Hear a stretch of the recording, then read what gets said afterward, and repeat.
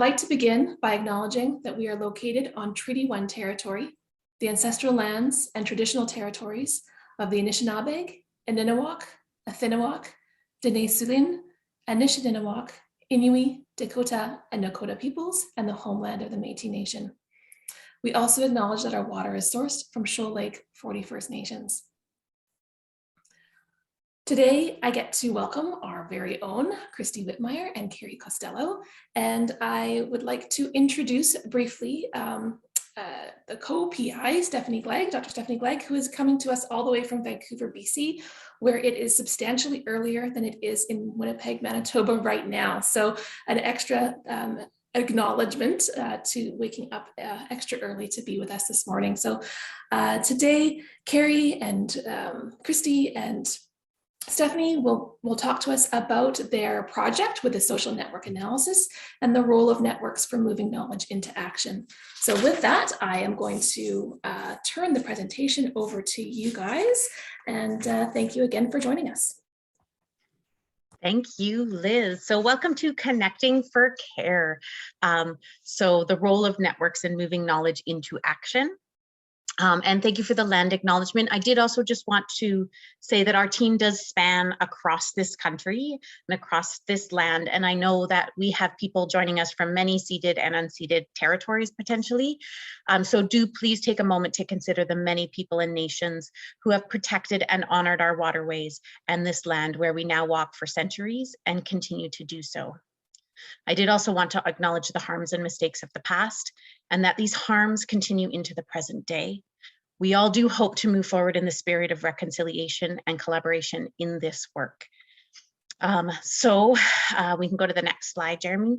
This work relates to the Truth and Reconciliation Commission of Canada, calls to actions number 19 and number 20. We did want to make sure that people know we are not affiliated with any provincial or federal government ministries and are conducting this research independently. And we do aim to ensure that Indigenous peoples are represented in this work.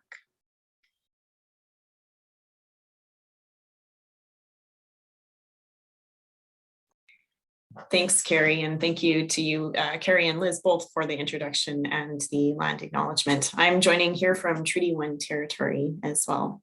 We're grateful for the opportunity to present to this group, many of whom we know and many of whom I'm looking forward to getting to know better. And our talk today is all about connections. So you'll see our learning objectives on the slide here. We aim to help people understand the role of social connections for knowledge sharing. We're going to share about a study that's designed to deepen our understanding of social connections and how this supports knowledge sharing in the field of child development and rehabilitation. And we'll share about how you may be eligible to participate in this work. So we asked Liz not to introduce us in too much detail because we wanted to go through the presentation as a bit of a story about the connections between one another.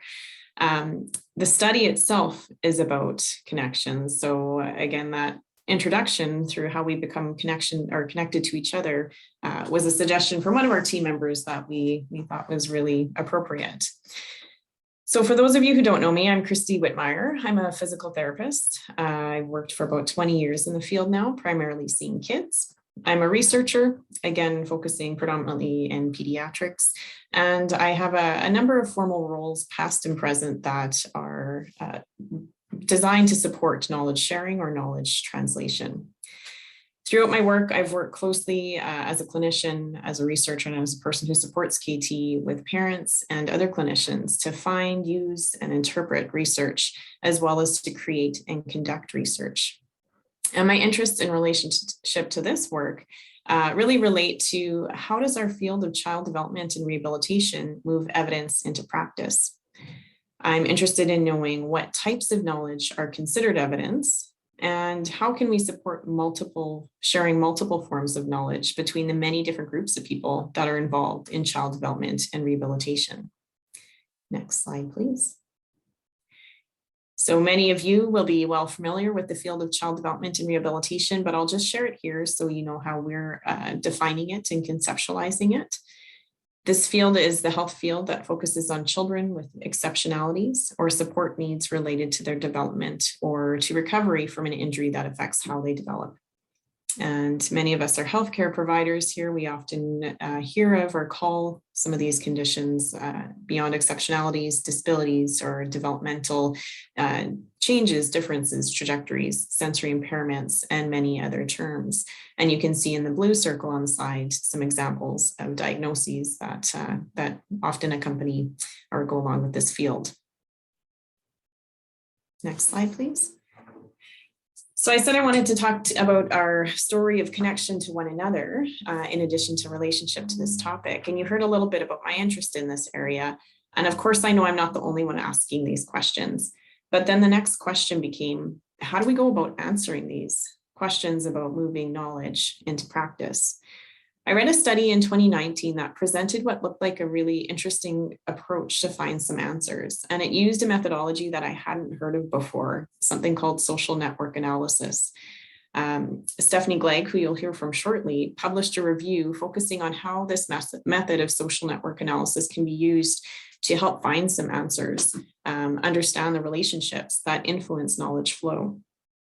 She took a deep dive into this method, and she'll talk about it a little bit more as well, and acknowledge some of the strengths and the gaps in the research that have been done in this area using social network analysis. Back when we could go to conferences, and hopefully we can again soon, but we were able to meet and sit down and talk about social networks and our mutual interest in this field, and whether this might be a method and an approach to apply to our field to better understand and support knowledge sharing in child development and rehabilitation.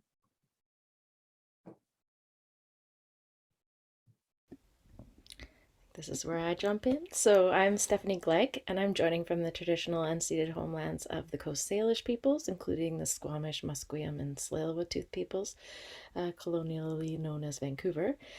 And I don't drink coffee, so bear with me. So I wear 4 hats when it comes to this project. I'm a pediatric occupational therapist. I'm a researcher, and my focus is on knowledge translation and implementation science. I'm also a knowledge broker and the parent of a child with exceptionalities. But I'm going to focus on the knowledge broker role here for the moment. So I spent about 15 years supporting healthcare providers, leaders, and students to use knowledge to inform their decision making as part of a knowledge translation support team at Sunny Hill Health Center in Vancouver. And it's a challenging job because the barriers to evidence-informed healthcare are immense, even with supports. And most healthcare centers don't have the kind of supports that we have. And it's that experience that helped to spur this research. Next slide. So we define KT here as the process of moving knowledge into action. Knowledge not just being research, but also the family perspective, clinical experience, and other ways of knowing. The KT process spans a whole range of activities, from identifying the problem and sharing and using knowledge to everything in between. And the goal is to improve health, the healthcare system, and that's what we're aiming to do here. Next slide.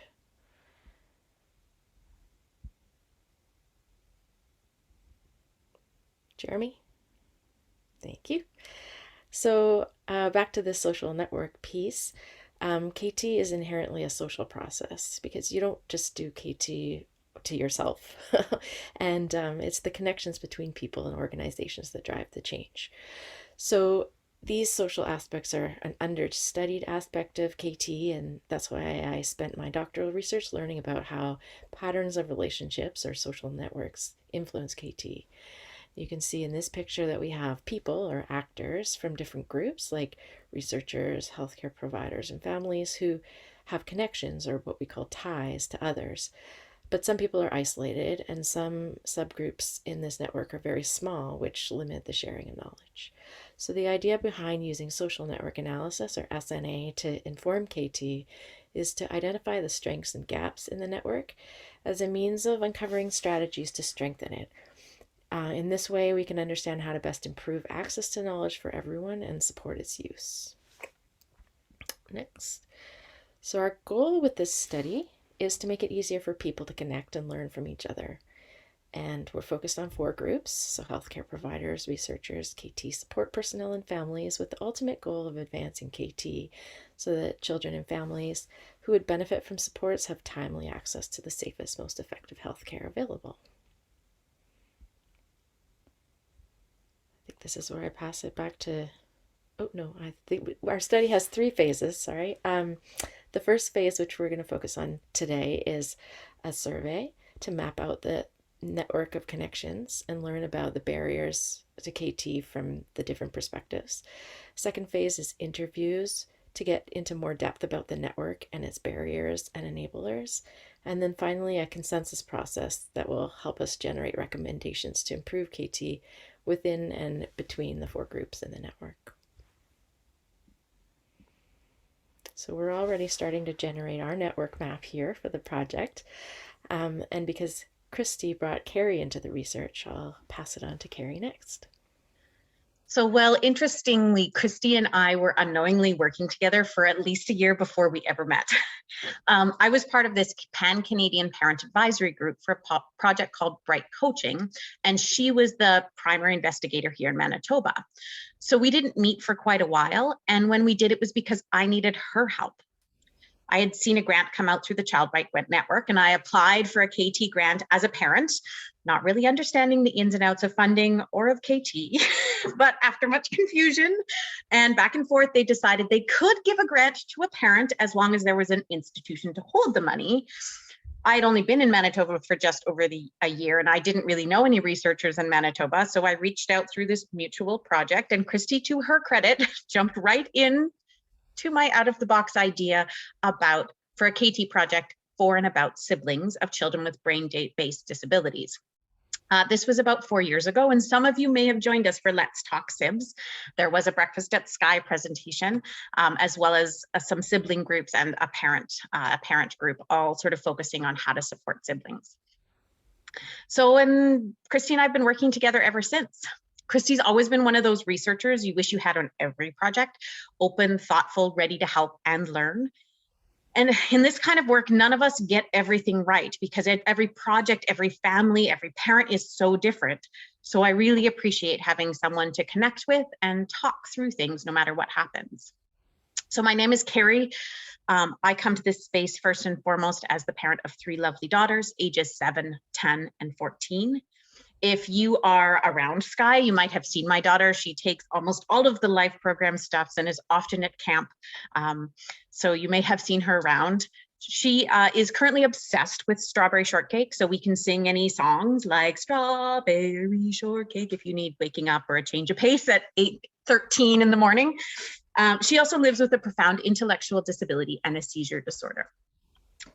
So she brought me into this community and honestly into research. So I now work at CRIM, that's the Children's Hospital Research Institute of Manitoba, as their patient engagement coordinator. So now my job is to bring patients, and by patients we mean children, youth, parents, and other family members and caregivers, into the research project and into projects that improve child and family health, so quality improvement projects. I also do work with the Child Right Network as their parent liaison. And in that role, I talk to parents about their experiences, what works, what doesn't, and what we can maybe do differently in research. So why is a parent here talking about this kind of complicated social network analysis project? Well, we can quote some stats. Up to 1 in 10 Canadian youth live with a disability, my middle child being one of them. But honestly, when I talk to parents, this idea of making change is why parents involve themselves in research or in projects to begin with. And this project doesn't just talk about research knowledge, clinician, family, and other ways of knowing, as Stephanie said, but usually these patients who are involved passionately believe in the product or intervention or whatever it is their project is studying. So why does patient engagement and why do these parents drop off near the end of the research project? Well, because the same people who all along have been supporting this work realize that just getting data doesn't change much. In fact, 14 to 26% of clinical interventions used likely are not effective. So up to 1/4 of what therapists do with my child isn't effective. That is terrifying. And researchers aren't all trained in how to implement their ideas. They are trained to do research. That is their job. And implementing is, in a word, complicated. It might mean policy changes sometimes. It might mean changing how clinicians act or how families manage behavior. Because writing a journal article isn't going to reach a whole lot of people, and very likely not the right people. Because at the end of the day, families are involved in projects because they want to improve the lives of the families who come after them. But if the information doesn't get down to the person doing the therapy for that child, for that family, what really is the point of any of it? So here I am, a parent, talking about social network analysis. Next up, we were connected to an amazing parent who honored us with so much knowledge to try and make sure to do this work in a good way.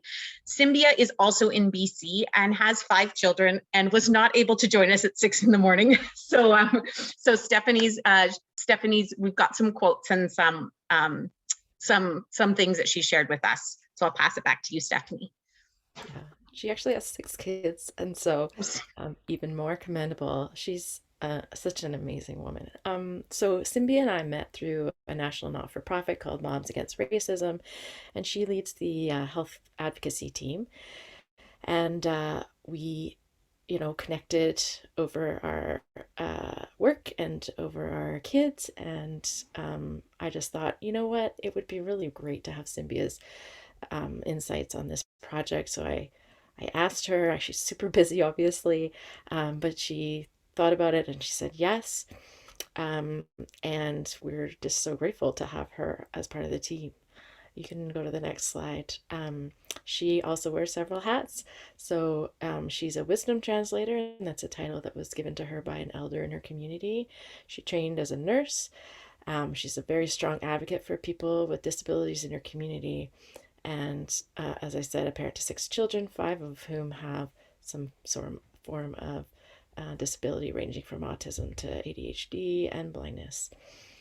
One of the great things about Symbia that she offers to our team is being able to walk in the Western world and then walk in Indigenous ways of knowing, and being able to go back and forth and translate between systems and communities. And it's been such an important contribution to our work. So one thing that Symbia, means to this project, or just highlights, is how important representation is in the work that we're doing. We need to have a broad base of perspectives, not just tokenism saying, oh, we've got an Indigenous person in the project, so we're okay. Everyone on our team has a voice, and we do our best to hold space for what they bring, and to act on it. So Symbia sharing her experience helped us to be a little bit more in tune and develop more cultural safety for the project. She was able to come to us and say, I have a few concerns with the survey that you're developing. She was struggling with the level of the language, and also about, the cultural safety. And so we were obviously concerned also. And so we thought, well, how can we address this? How can we make it more meaningful?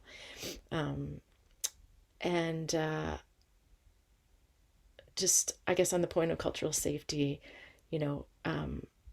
there's a longstanding mistrust among the Indigenous community of the medical field and of research because of our colonial history, and we have to keep that history in mind as we move forward. Another thing she pointed out is that she said there's no word for disability in any of the Indigenous languages. It's not part of their concept. And she described that every child or every person has a gift that they're bringing to the community and they're blessed with from the Creator. And so you can see how even using the term disability can start to include Indigenous people from the research.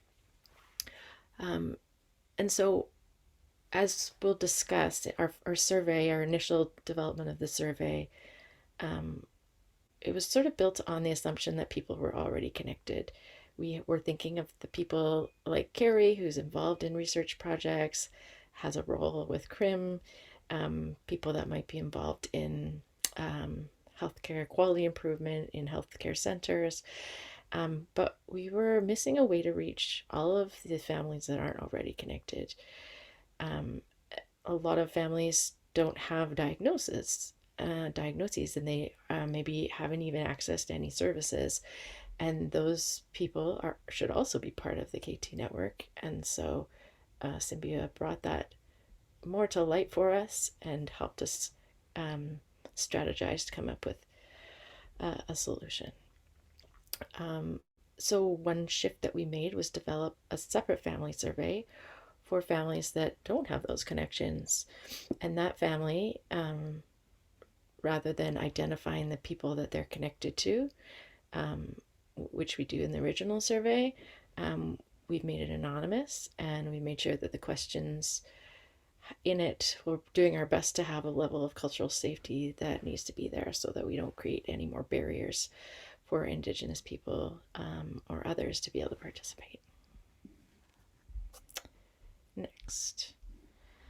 So back to our story. This is how our team came together. So Kristy and I reached out to folks that we knew, and some of them reached out to other folks that they knew, so that we could bring together a team with a range of perspectives and expertise in order to achieve our goals.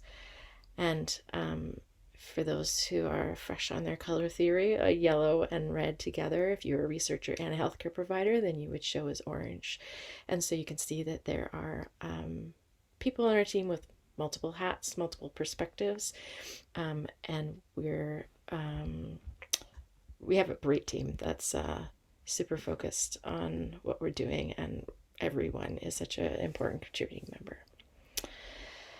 So the next slide comes back to that article that Kristy mentioned, where as part of looking at the literature to see how social network analysis have been used in KT research, it identified some big gaps that sort of inform what we do. So most of the research was on physician-only networks. They tended to only use a survey or only an interview and in a single context, most typically adult care. In fact, there was only one study in child health that was identified. But KT happens anywhere, and we'd like it to happen across all the 4 groups that we're focused on here. And we're obviously embedded in the world of child development and rehab. So that's where we are putting our focus. So we designed the study to look at the whole country. So it's a national study. We're going to be able to narrow down to specific provinces and territories to see what's happening regionally. And then we wanted to also be able to look at formal networks like the Child Brain Spore Network or Kids Brain Health Network or clinical networks, as well as in all the informal connections that we have with friends or colleagues wherever KT happens.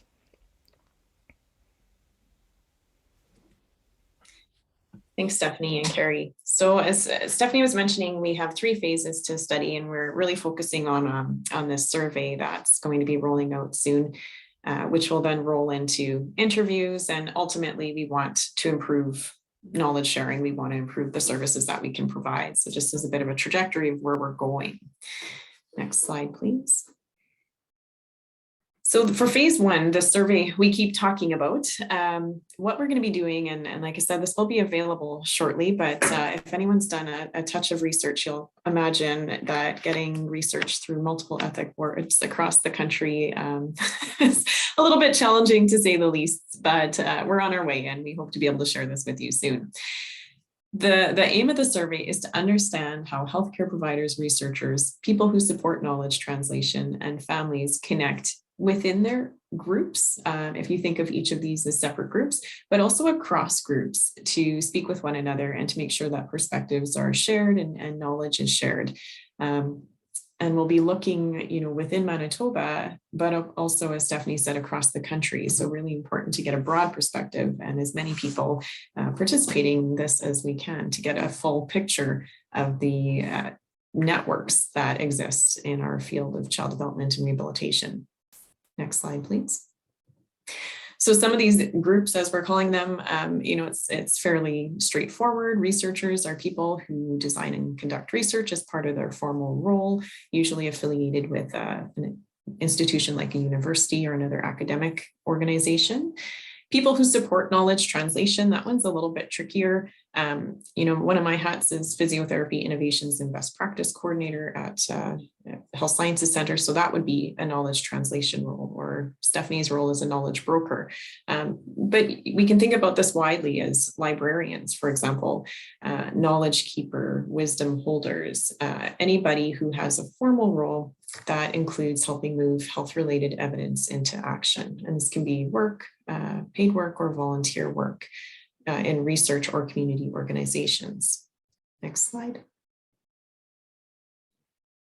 Healthcare providers, again, a more straightforward definition. So you can think about how many hats you even wear within these definitions. Healthcare provider being a person who provides assessment, consultation, or treatment for children with developmental or rehabilitation needs or exceptionalities.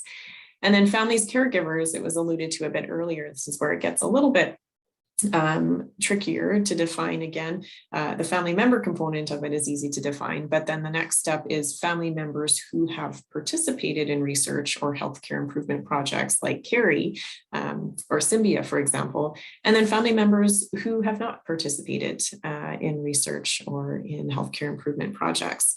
But a family member refers to any family member, parent, grandparent, sibling, kinship, care. You see the other examples there as well of a child of any age with an exceptionality. Next slide, please. So what is this survey we keep talking about? What is the social network analysis? Well, as you saw the lines and the people connections between our team and across the country, this is what we're hoping to generate for our networks across Canada. We, again, want to know how do families connect with other families, how do healthcare providers connect with healthcare providers, but then also how do families connect with researchers, with healthcare providers, and people who support knowledge translation. We have a national survey that will go out for these 4 groups of individuals. And it'll ask a little bit about yourself, just so we can understand who is completing the survey. And the social network analysis piece of it actually asks you to name your connections. So you can think yourself just now, who do you go to when you have a question, if you're a healthcare provider, about the services that you provide? How do you gain your knowledge about the care that you deliver? If you have a question or you're kind of stumped, who do you ask? If you have a research idea, who do you go to? And start to generate 3, 5 names in your own mind just now and think about who that might be for you. Who is your network? We also ask some questions about what helps knowledge sharing. And of course, what are some of the gaps that exist or barriers for knowledge sharing? So we want a really fulsome idea of how you're supported and you're integrated within networks across Canada in the field of child development and rehab. Next slide, please. So who can participate? Well, it's pretty simple. Anyone 18 years or older who lives and works in Canada and able to complete the survey in French and English. And when we first began, we only had that survey that Kristy was talking about, that first one. And we were constantly trying to figure out how families fit into that survey and how they were a part of all this, because it's a little harder to imagine in a systematic way how to reach families except sort of that direct healthcare provider. And we know that there are patients and family members like myself, like Symbia, who have experience partnering and could absolutely fill out that survey that we were working on. But we really started struggling to figure out how people who had no knowledge of any of this could figure out the name generation question. So we brought it to a group of parents, most of whom were fairly new to research or had never been really involved in research, to get help. We changed order, we changed some of the language, we worked really hard on trying to figure out how to make it work. And at the end of it all, we asked if any one of them could fill out the name generator question. And every single one of them said no, they couldn't. And it was Symbia who came up with the solution, as Stephanie has mentioned earlier. So she's the one who we talked a lot about how do we make it? How do we reach those people who are not connected already for whatever reason, or who don't see themselves in this world? And we came up with this family survey. It is anonymous, so you don't have to give your name. There is no name generator question. And it's really a lot more around, we were a lot more careful with the language and how to ask questions. But a quote from Cynthia, she said, "This is a real opportunity for us to start mapping out and start to collect data about why or what's preventing people from getting connected. Is it fear-based, racism, misconceptions about what people's roles are?" So really trying to get to the idea of, well, if you're not connected, why not? And how can we support that? Or how can we get knowledge into the places where those people are connecting? So we may not know about it, but how can we sort of get good knowledge into those places? So we're in the process of sort of finalizing this very specific family survey. We've had input from other Indigenous people, and it's now in several different places getting feedback. And so with Cynthia's guidance, we've tried to make sure that there are questions that are contained in it, that all those questions have some level of cultural safety, and really to try and remove barriers for those participating in the project, if they are already connected or if they are not. So hopefully we will get some really good data about where people are going, if they're not connected officially, where they are going.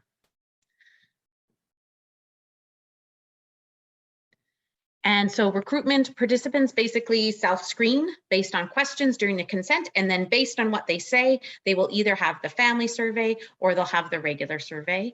The family survey is not quite ready yet, but they'll be prompted to enter their contact information, and then we can let them know when it is. And participants can enter a draw for one of $125 gift cards.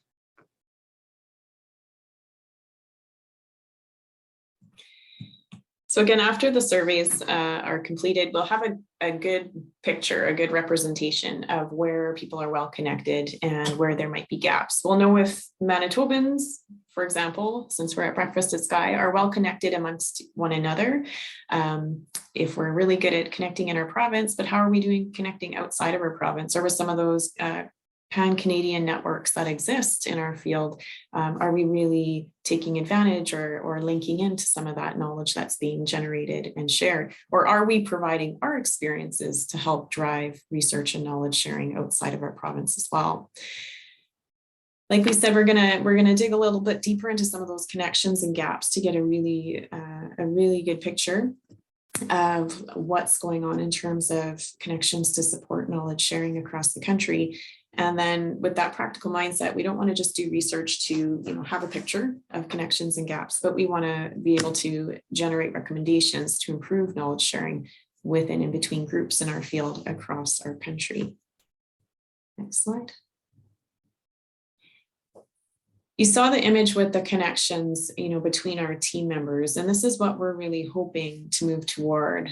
Initially, with the survey, once it's completed, we'll have the connections between those 4 groups of individuals across the country. And there may be really strong connections and there may be gaps, but ultimately, we want so many lines going back and forth between all of these different groups that it's just a mess. And we can't see any big gaps. We've closed those gaps.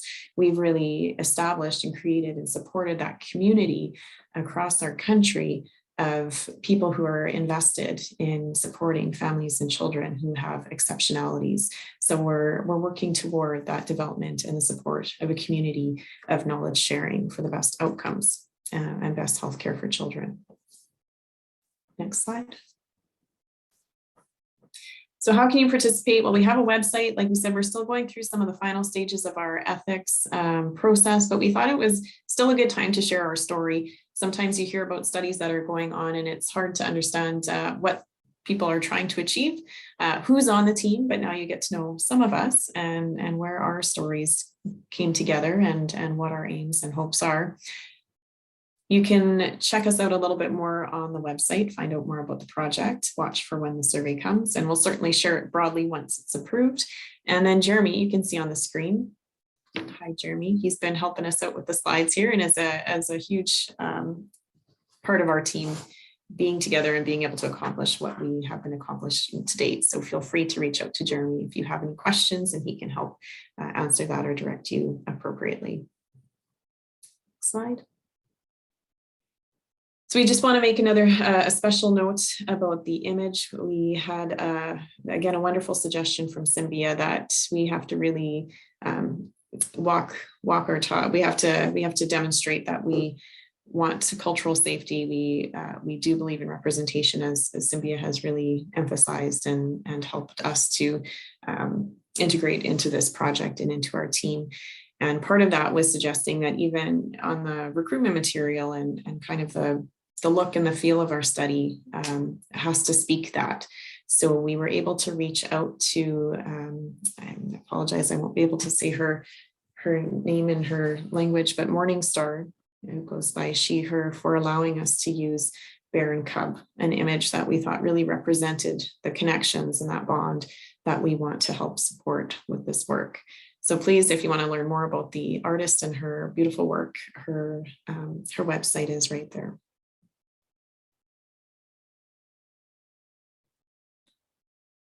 So that's our presentation. Thank you everyone for your attention, your attendance, and we've got lots of time for questions. So feel free, unmute to join us, and we'd love to answer any questions you might have.